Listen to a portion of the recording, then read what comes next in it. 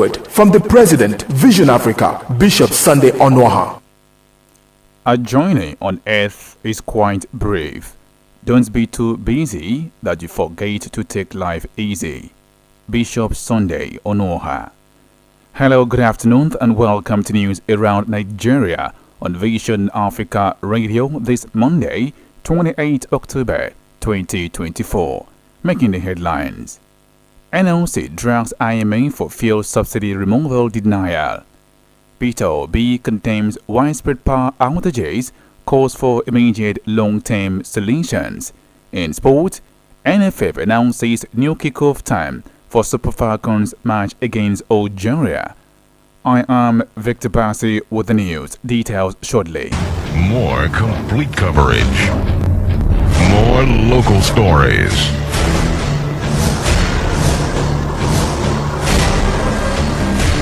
Nine News never stops. An exclusive breaking news center. The leader for breaking news.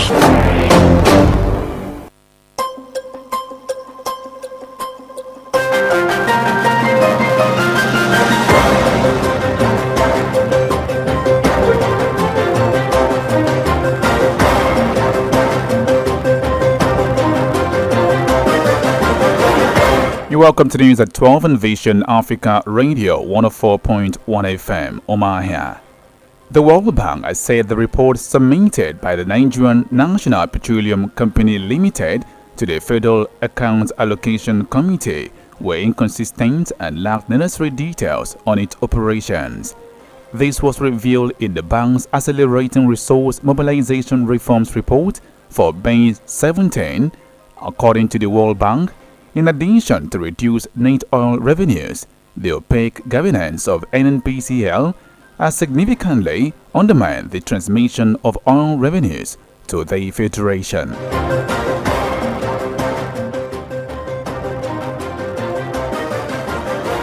Similarly, a member of the World Bank Group, the International Finance Corporation, and the Central Bank of Nigeria have signed an agreement to increase local currency financing to enable private businesses in Nigeria to grow and thrive.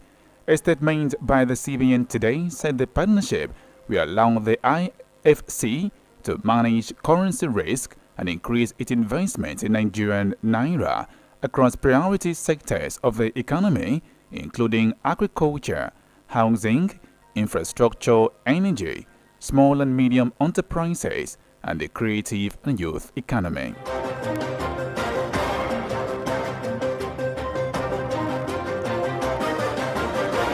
Away from that, the special advisor to President Bola Ahmed Tinubu on information and strategy, Bayo Onanuga, has dismissed report that the president is Nigeria's substantive petroleum minister. Onanuga made the rebuttal while fielding questions on a TV program. When asked if the president hopes to hold on to his job as the Minister of Petroleum, Onanuga fumed, saying the president had never addressed himself with such a title, adding that the nation already has two ministers handling the affairs of the oil sector. Members of the Senior Staff Association of Nigerian Universities and the Non-Academic Staff Union of Educational and Associated Institutions have commenced an indefinite nationwide strike within the campuses of public universities to demand the immediate release of their 4-month withheld salaries. In a statement co-signed by SSANU President Mohammed Ibrahim and NASO General Secretary Peters Adeyemi, the two unions said that despite several ultimatums issued to the government, no positive result has come. The two unions directed their members in all public universities and inter-university centers throughout the country to hold a joint congress in their respective campuses today, 28 October, and proceed on an indefinite strike, comprehensive and total action, as no concession should be given in any guise.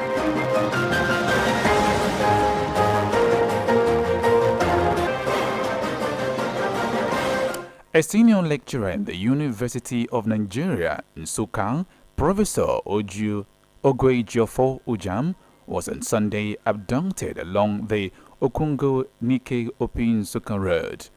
Ekujiofo is the Dean, School of General Studies of the university. Newsmen learned that the kidnapping of the varsity don is one in a series of abductions along the road within last week.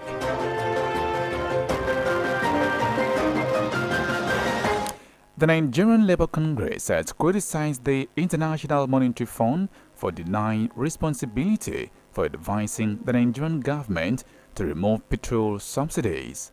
President Bola Tinubu's removal of subsidies in May 2023 has resulted in the rise of premium motor spirit from 175 naira per litre to between 1,100 naira to 1,200 naira per litre in Lagos and its environs, and 1,300 naira per litre in far northern states. In a statement, the NLC National President Joe Ajaero said the IMF supposed recommendations have led to increased socio-economic hardship and stagnation in Nigeria. Meanwhile, the 2023 presidential candidate of the Labour Party, Peter Obi, says the constant power outages in many parts of Nigeria and the expensive cost of petroleum products may push many entrepreneurs out of business and sink more Nigerians into poverty. Many northern states have been thrown into blackout for the 8th consecutive day without electricity because of the vandalism of the Shiroro Mando transmission line. In a post on X, the former Anambra State governor said the continued power outages in many parts of the country have remained a cause of grievous concern. Peter Obi called on the government to ramp up efforts and provide immediate and long-term solutions to the challenge. With the price of a litre of petrol now above 1,000 naira in most filling stations across Nigeria, petrol marketers have lamented low patronage at their retail outlet nationwide. They said marketers are now cutting workers and shift because of high pricing and low returns on investments. The national president of the Petroleum Product Retail Outlet Owners Association of Nigeria, Billy Gillis Ari, stated this during a Morning Thought program today. The patron boss was on the program with a spokesman for the Independent Petroleum Marketers Association of Nigeria, IPMAN.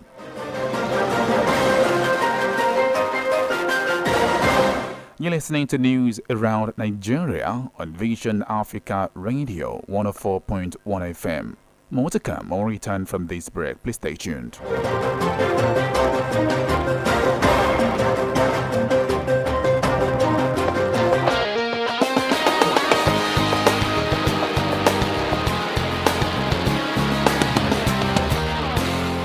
The watchword from the President, Vision Africa, Bishop Sunday Onoha. Our journey on earth is quite brave. Don't be too busy that you forget to take life easy. More complete coverage. More local stories.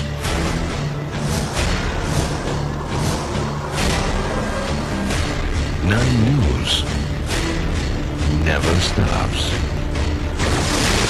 An exclusive breaking news center. The leader for breaking news.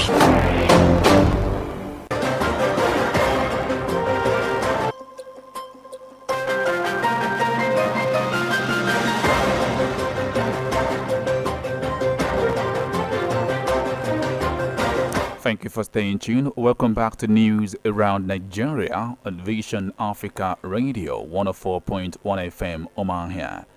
The All Progressive Congress in Rivers State has condemned the lawsuit instituted by party chieftain Tony Okocha seeking to stop funds allocation to the local government councils. This was contained in a statement by the party spokesman Downton Uoju. Nwauju reiterated that Tony Okocha and his caretaker committee had been sacked but have continued to parade themselves against a subsisting court judgments.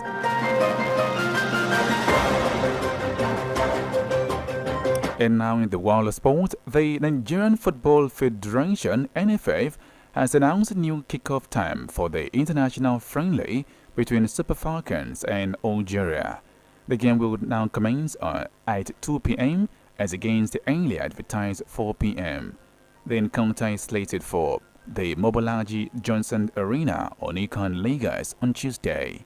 According to the NFF, the Algerian delegation has opted to commence their return journey on Tuesday night.